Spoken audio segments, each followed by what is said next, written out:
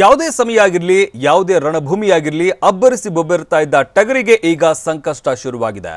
ಮತ್ತೊಂದು ಕಡೆ ಸಿದ್ದರಾಮಯ್ಯ ನಿರ್ಧಾರದ ಮೇಲೆ ಕಾಂಗ್ರೆಸ್ ಪಕ್ಷ ಇಡುವ ಹೆಜ್ಜೆ ಮೇಲೆ ಎಲ್ಲವೂ ಅಂತಿಮ ಆಗಲಿದೆ.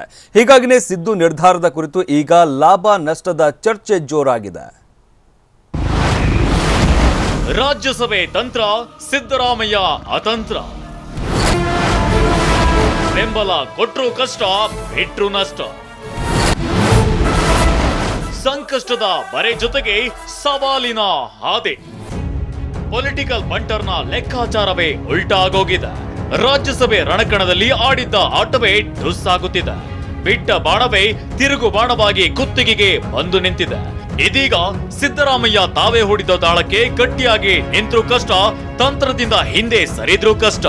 ಎರಡು ದೋಣಿಯಲ್ಲಿ ಕಾಲಿಟ್ಟ ಪರಿಸ್ಥಿತಿಯಲ್ಲಿರೋ ಸಿದ್ದು ಚಕ್ರ ಸುಳಿಯಲ್ಲಿ ಸಿಲುಕಿಕೊಂಡಿದ್ದಾರೆ.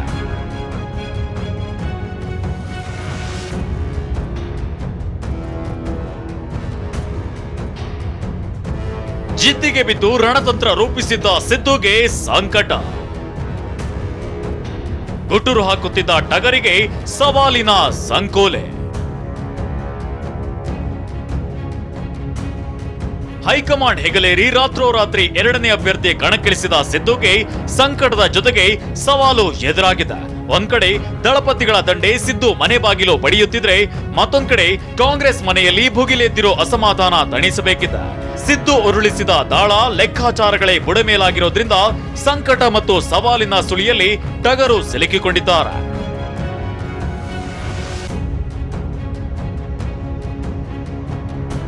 ಇಷ್ಟಕ್ಕೂ ಸಿದ್ದುಗೆ ಎದುರಾಗಿರೋ ಸವಾಲು ಏನು, ಅದೇಗೆ ಸಂಕಷ್ಟದಲ್ಲಿ ಸಿಲುಕಿದ್ರು ಅನ್ನೋದನ್ನ ತೋರಿಸ್ತೀವಿ ನೋಡಿ. ಕಾಂಗ್ರೆಸ್ನಿಂದ ಎರಡನೇ ಅಭ್ಯರ್ಥಿ ಕಣಕ್ಕಿಳಿಸಿರುವ ಸಿದ್ದರಾಮಯ್ಯಗೆ ಸಾಲು ಸಾಲು ಸವಾಲುಗಳು ಎದುರಾಗಿವೆ. ಅಂದ್ರೆ ಒಂದ್ ವೇಳೆ ಮನ್ಸೂರ್ ಖಾನ್ ಸೋತ್ರೆ ಬಿಜೆಪಿ ಗೆಲ್ಲಿಸಿದ ಆರೋಪ ಬರುತ್ತೆ. ಅಲ್ಲದೆ ಅಲ್ಪಸಂಖ್ಯಾತರನ್ನ ಹರಕೆ ಕುರಿ ಮಾಡಿದ್ರು ಅನ್ನೋ ಆರೋಪವು ಸಿದ್ದು ಕೊರಳಿಗೆ ಸುತ್ತಿಕೊಳ್ಳುತ್ತೆ. ಇನ್ನು ಪಕ್ಷದಲ್ಲಿ ತರಾತುರಿ ನಿರ್ಧಾರಗಳು ಮಾರಕ ಎನ್ನುವ ಸಂದೇಶ ರವಾನೆಯಾಗಬಹುದು. ಹಾಗೇನೆ ಕಾಂಗ್ರೆಸ್ನ ಚುನಾವಣಾ ತಂತ್ರಗಾರಿಕೆಯಲ್ಲಿ ವೈಫಲ್ಯ ಇದೆ ಅನ್ನೋದನ್ನ ಎದುರಾಳಿಗೆ ತೋರಿಸಿದಂತಾಗುತ್ತೆ. ಅಲ್ಲದೆ ಪಕ್ಷದೊಳಗೆ ಸಿದ್ದರಾಮಯ್ಯ ನಿರ್ಧಾರ ಪ್ರಶ್ನಿಸುವ ದನಿ ಹೆಚ್ಚಾಗಬಹುದು. ಇದರಿಂದ ಆಂತರಿಕ ಕಚ್ಚಾಟ ಉಂಟಾಗಿ ಸಿದ್ದು ಮೇಲೆ ಪ್ರಭಾವ ಬೀರುವ ಸಾಧ್ಯತೆಯೂ ಇದೆ. ಇದೆಲ್ಲದರ ಪರಿಣಾಮ ಕಾರ್ಯಕರ್ತರಲ್ಲೂ ಪಕ್ಷದಲ್ಲಿ ಎಲ್ಲವೂ ಸರಿಯಿಲ್ಲ ಅನ್ನೋ ಸಂದೇಶ ರವಾನೆಯಾಗುತ್ತೆ. ಇವೆಲ್ಲವನ್ನ ನಿಭಾಯಿಸುವುದು ಸಿದ್ದರಾಮಯ್ಯಗೆ ದೊಡ್ಡ ಸವಾಲಾಗಿದೆ.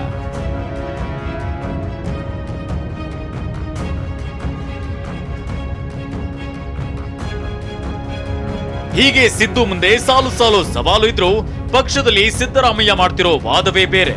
ಸೋಲು ಗೆಲುವಿನಿಂದ ಹೆಚ್ಚಾಗಿ ಮತಗಳು ಬೇರೆ ಪಕ್ಷಕ್ಕೆ ಹೋಗದಂತೆ ತಡೆಗಟ್ಟುವುದು ಮುಖ್ಯ.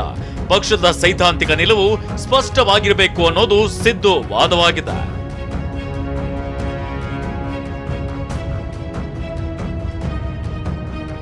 ಸದ್ಯ ಲಾಭ ನಷ್ಟದ ಲೆಕ್ಕಾಚಾರ, ರಾಜಕೀಯ ಗುಣಾಕಾರ ಭಾಗಾಕಾರಗಳೆಲ್ಲ ಈಗ ಸಿದ್ದು ತೆಗೆದುಕೊಳ್ಳುವ ನಿರ್ಧಾರದ ಮೇಲೆ ನಿರ್ಧಾರವಾಗಲಿದೆ.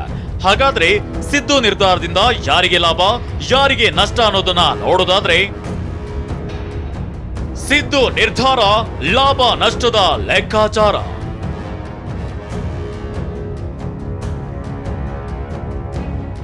ಸಂಖ್ಯಾಬಲ ಇಲ್ಲದ ಕಾರಣಕ್ಕೆ ಬಿಜೆಪಿ ಮೂರನೇ ಅಭ್ಯರ್ಥಿಯನ್ನ ಹಾಕಿರಲಿಲ್ಲ. ಆದ್ರೆ ಕಾಂಗ್ರೆಸ್ ಎರಡನೇ ಅಭ್ಯರ್ಥಿ ಹಾಕಿದ ತಕ್ಷಣವೇ ಬಿಜೆಪಿ ಅಲ್ಲೊಂದು ಲಾಭದ ಲೆಕ್ಕಕ್ಕೆ ಇಳಿದಿತ್ತು.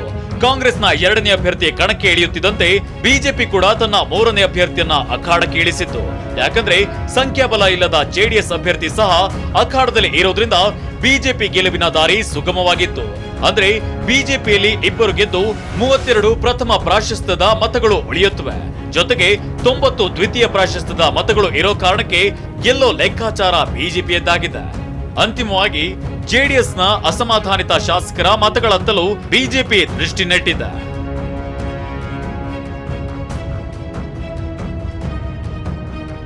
ಕಾಂಗ್ರೆಸ್ ಮತ್ತು ಜೆಡಿಎಸ್ ಬೆಳವಣಿಗೆಗಳ ಮೇಲೆ ಒಂದು ಕಣ್ಣಿಟ್ಟಿದೆ. ಯಾಕಂದ್ರೆ ಕಾಂಗ್ರೆಸ್ ಅಥವಾ ಜೆಡಿಎಸ್ ನಲ್ಲಿ ಯಾರಾದ್ರೂ ಒಬ್ರು ನಾಮಪತ್ರ ಹಿಂಪಡೆದ್ರೆ ಬಿಜೆಪಿಗೆ ಕಷ್ಟವಾಗುತ್ತೆ. ಇದರಿಂದ ಬಿಜೆಪಿ ನಾಯಕರು ಸೀಟ್ ಸಂಕಷ್ಟಕ್ಕೆ ಸಿಲುಕಬೇಕಾಗುತ್ತೆ. ಆಗ ಅನಿವಾರ್ಯ ಕಾರ್ಯಾಚರಣೆಗೆ ಕೇಸರಿ ಪಾಳ್ಯ ರೆಡಿಯಾಗಬೇಕು. ಹೀಗಾಗಿ ನಾಮಪತ್ರ ವಾಪಸ್ ಪಡೆಯೋ ಅವಧಿ ಮುಗಿಯುವವರೆಗೂ ಬಿಜೆಪಿ ನಾಯಕರು ಅಲರ್ಟ್ ಆಗಿರಲೇಬೇಕು. ಇದೇ ಕಾರಣಕ್ಕೆ ಬಿಜೆಪಿ ನಾಯಕರು ಕಾದು ನೋಡುವ ತಂತ್ರದ ಮೊರೆ ಹೋಗಿದ್ದಾರೆ. ಒಂದು ವೇಳೆ ಇದೇ ಯಥಾಸ್ಥಿತಿ ಅಂದ್ರೆ ಕಾಂಗ್ರೆಸ್ ಜೆಡಿಎಸ್ಗೆ ಬೆಂಬಲ ನೀಡದಿದ್ರೆ ಬಿಜೆಪಿ ಪರಿಸ್ಥಿತಿಯ ಲಾಭವನ್ನ ಪಡೆಯಲು ಮಹಾತಂತ್ರವನ್ನ ಹೆಣೆದಿದೆ.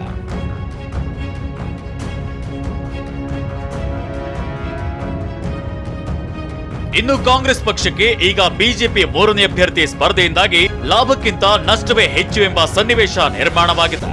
ಯಾಕಂದ್ರೆ 4ನೇ ಸ್ಥಾನಕ್ಕೆ ಈಗಾಗಲೇ ಬಿಜೆಪಿ ಮತ್ತು ಜೆಡಿಎಸ್ ನಡುವೆ ಸ್ಪರ್ಧೆ ಏರ್ಪಟ್ಟಂತಾಗಿದೆ. ಆದ್ರೆ ಜೆಡಿಎಸ್ಗೆ ತಮ್ಮ ಅಭ್ಯರ್ಥಿ ಸೋಲೋದಕ್ಕಿಂತ ಹೆಚ್ಚಾಗಿ ಶಾಸಕರು ಅಡ್ಡ ಮತದಾನ ಮಾಡುವ ಭೀತಿ ಹೆಚ್ಚಾಗಿದೆ. ಈಗಾಗಲೇ 4-5 ಶಾಸಕರು ಪಕ್ಷದಿಂದ ಒಂದು ಕಾಲು ಹೊರಗಿಟ್ಟಿದ್ದಾರೆ ಅಂತ ಹೇಳಲಾಗ್ತಿದೆ.